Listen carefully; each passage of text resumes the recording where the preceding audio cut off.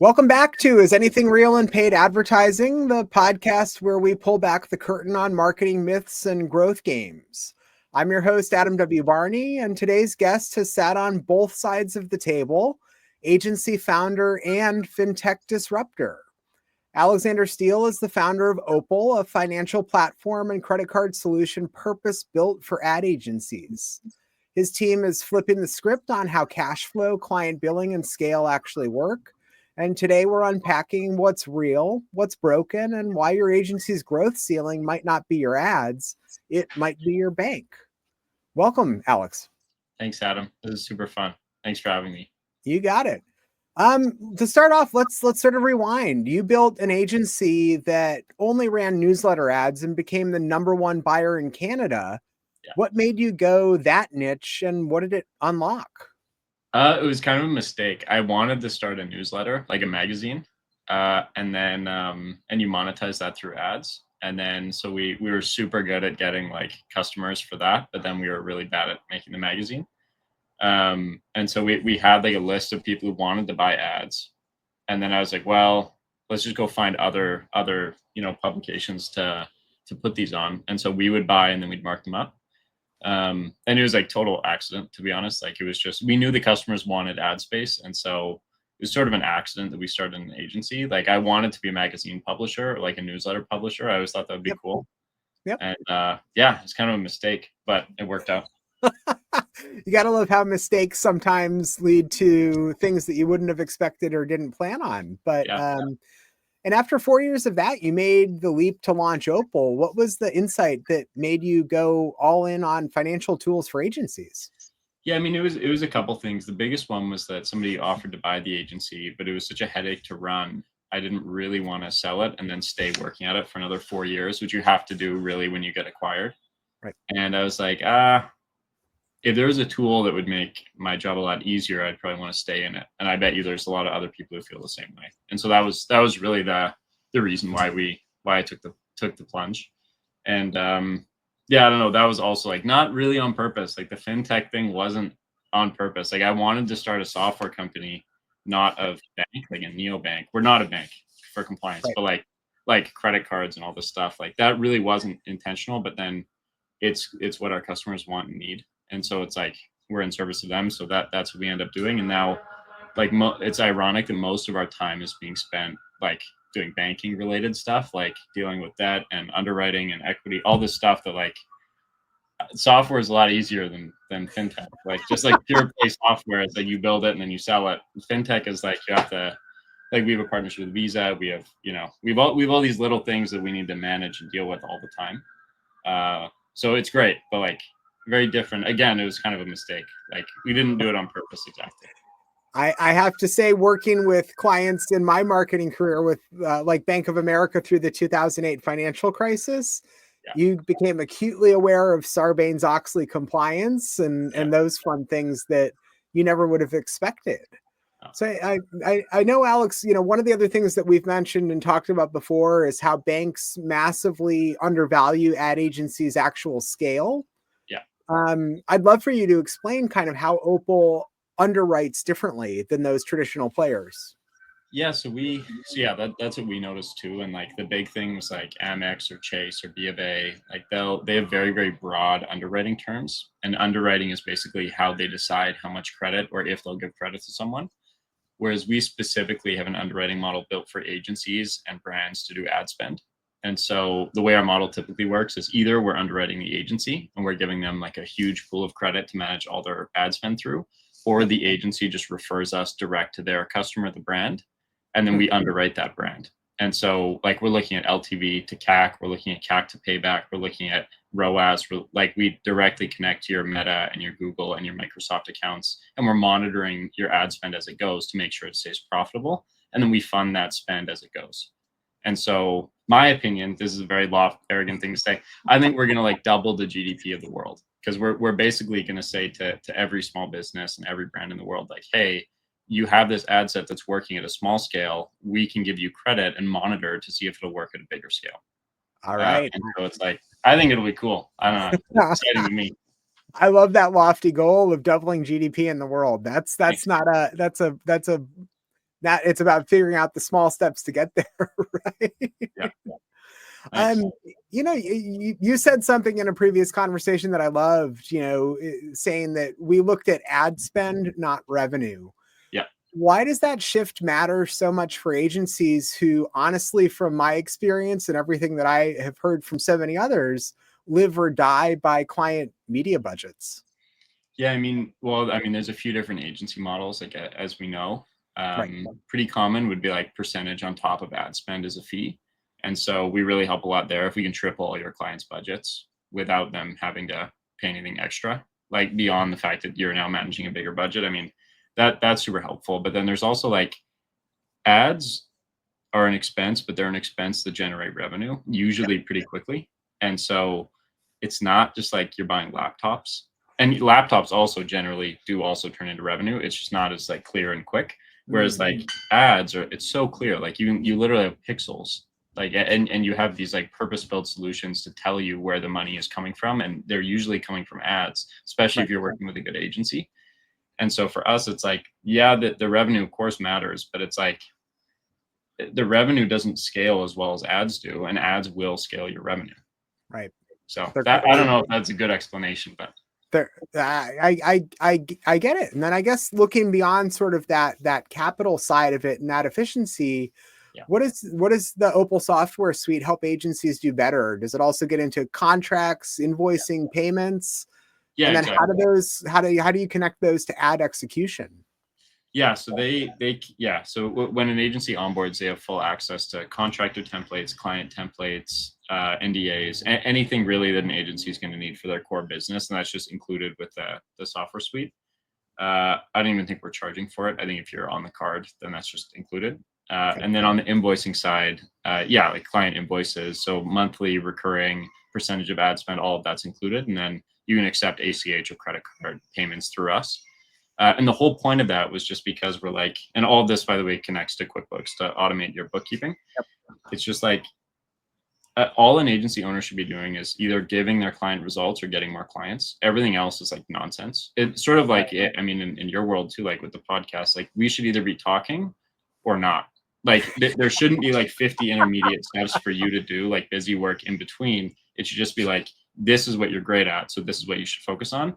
That's what we found. That's what I found, at least running the agency, was like I could get clients, we could service them. It was like the other stuff in the middle that was killing me. It was just I was like, I don't want to do the busy work. I just want to do the fun stuff. And so that's basically what Opal's designed to do. Is just like give you the tools you need so you can just focus on the like high impact work. Help on the paperwork trail and those things that nobody wants to do necessarily. Exactly. I also know that you've already hit capacity on new card customers. Yeah. What's been the hardest part of growing that fast? Well, because the credit card, we're constantly raising more debt, like debt and equity. So that is a whole other beast. That again is like not needed with a pure play software company. That's been interesting.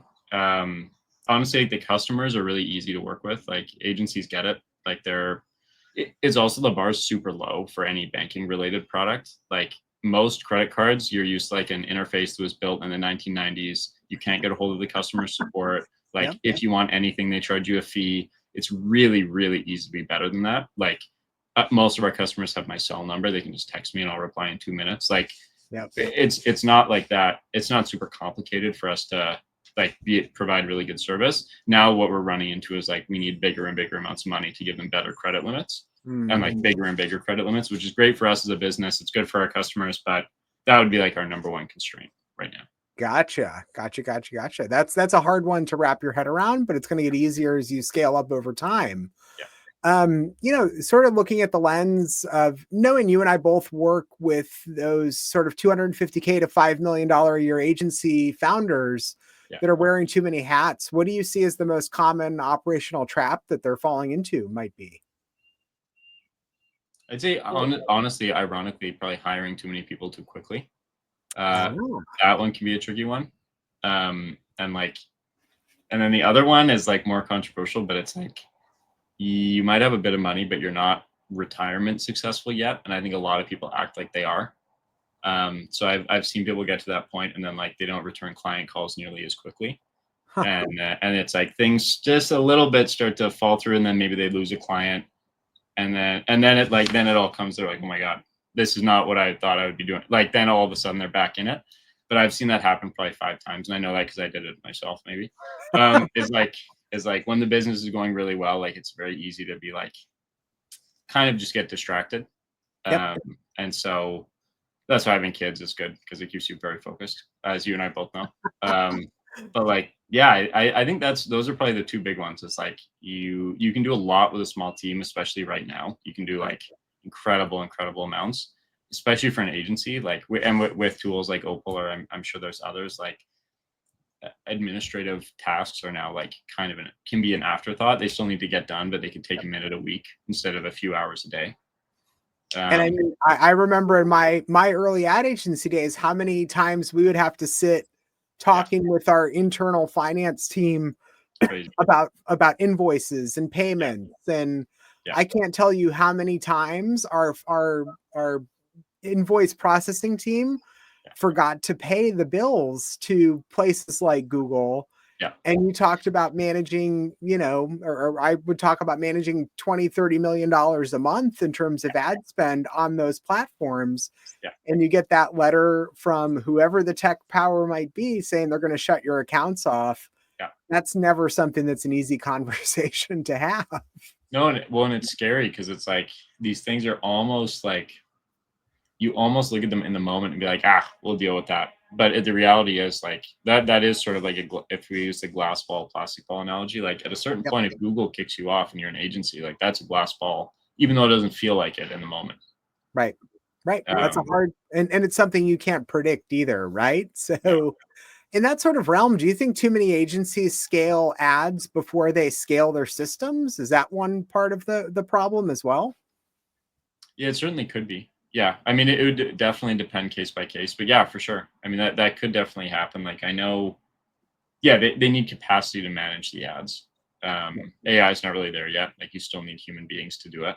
And I think, I mean, I guess you could still get like one good ad manager running multiple campaigns, but as those campaigns scale, there's going to be, I mean, if you triple your budget, you don't necessarily triple the work that goes into it. You might be like 1.5xing the amount of work. So you might need another 50% capacity for that one person.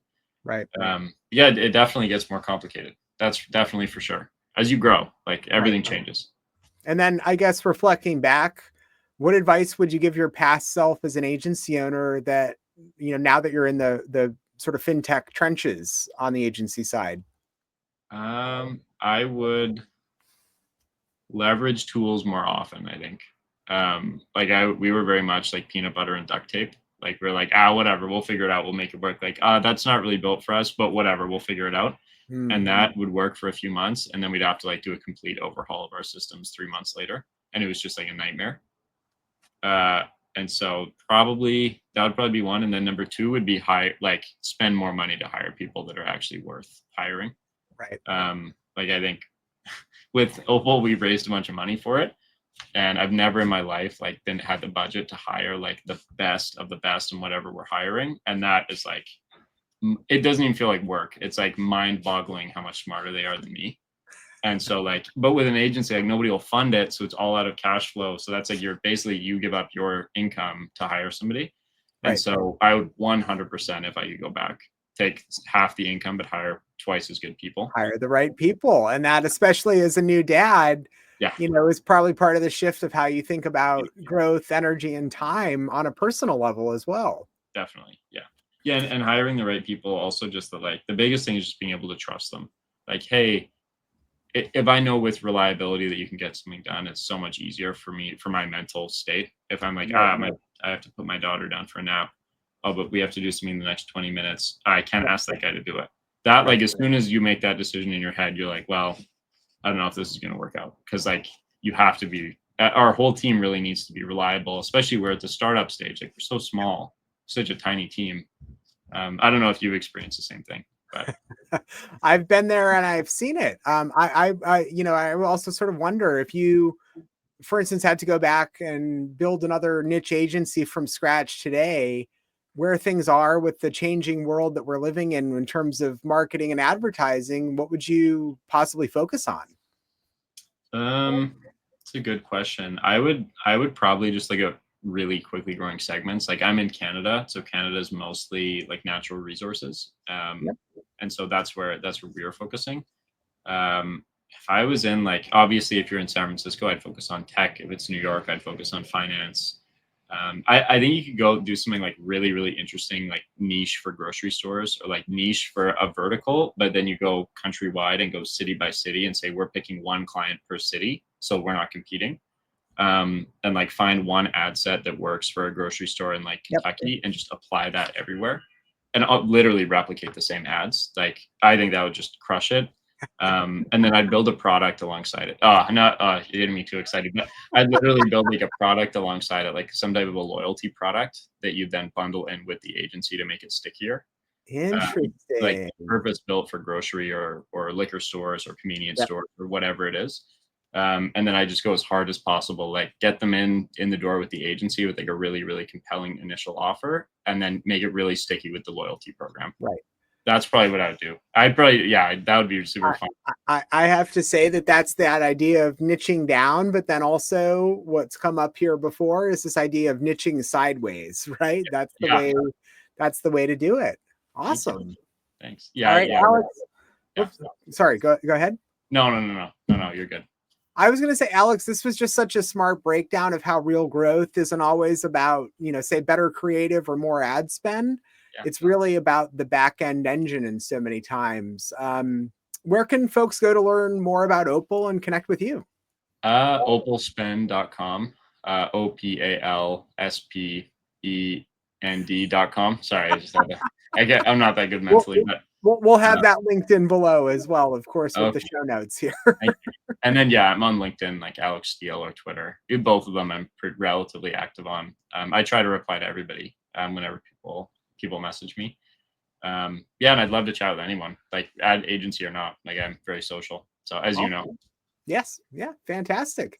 And then finally, for the ad agency founder who's scaling hard, but they're cash strapped every month, what's your one piece of real deal advice? I mean, it depends where the cash is strapping you. Like I'd say reach out to us. We might be able to help. Or it's like, sometimes it's a revenue problem. Sometimes it's like a management problem. Like sometimes you might be not bringing in as much as you might think. And like could be that the business model needs a tweak to really make the business work, or you need more scale. Like if you're charging 10% of ad spend, but you're only spending 50K a month on ads, like $5,000 a month is great for yourself, but it's hard to hire a team on that. So you might have to do the work of like 3 people to get to scale for you to hire your first people. So something like that. Probably I would say. I love it. That's deep insight on how you go from, working as a solopreneur, building a agency model to scaling up in the world. Awesome, yeah. Alex. All right. Well, thanks for tuning into Is Anything Real in Paid Advertising, the show where we find the signal behind the noise. I'm Adam W. Barney. Subscribe, leave a review, and check the show notes for more. Amazing. Alex, thank you again for joining us today, though. Thanks for having me, Adam. It was really fun.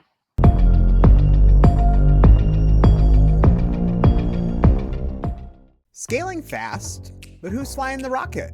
If you're a VC-backed founder, 7 to 8 figure operator, or executive team scaling fast but heading toward burnout, I help you rebuild your energy system, reclaim 10 to 20 hours a week, and lead with clarity, stamina, and execution energy. 2 seats open now. DM me recalibration or go to adamwbarney.com to lock in a clarity call. Clarity over chaos, always.